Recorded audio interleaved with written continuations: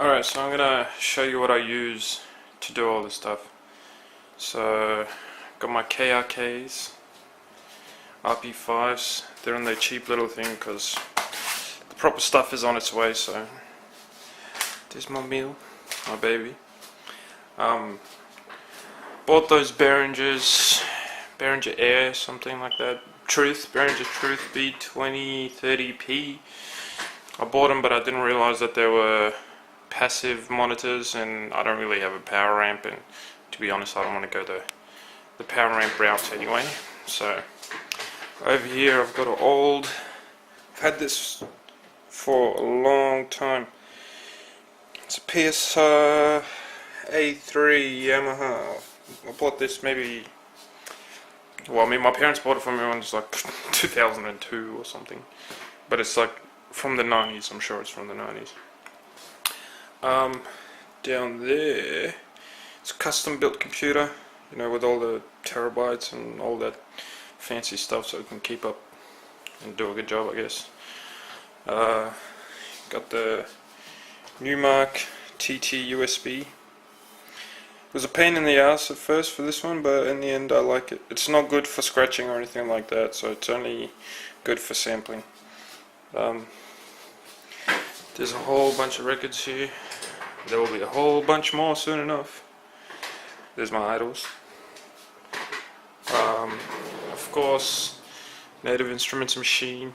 This thing, for anyone that likes MPC and things like that, this is pretty much like the next generation. It's an integration between hardware and software. So you've got the hardware controller, but really it's all software that's doing it. But it's so well linked up that you don't ever really need to look at the software. It's like a standalone machine, but really it's not.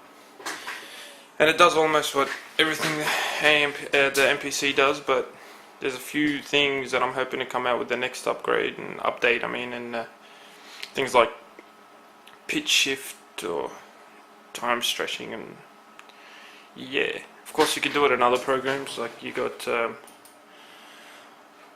Audacity. Audacity is good for time pitching and stuff, and it's free. Go download it. You know, I've got stuff like Fruity Loops and Cubase and Ableton and things like that, but I'm not really too much into them at the moment. Interface, Tascam US122 MK2. It's not a bad little interface, but I'll probably get a newer one soon or something. Mixer, what is it? A Xenix 802. It's alright. Probably need a big one because I'm getting a Motif XF6, baby. Yeah, that'll be coming my way soon enough. And then I want to get an MPC 2000 XL. I don't really need one once I get the Motif, and I've got this really already, but I've always wanted one. So, and yeah, got things like mic and all that sort of stuff's not properly hooked up yet, but I mean it's hooked up, but I mean there's not proper soundproofing and such just yet. And this is where the magic happens.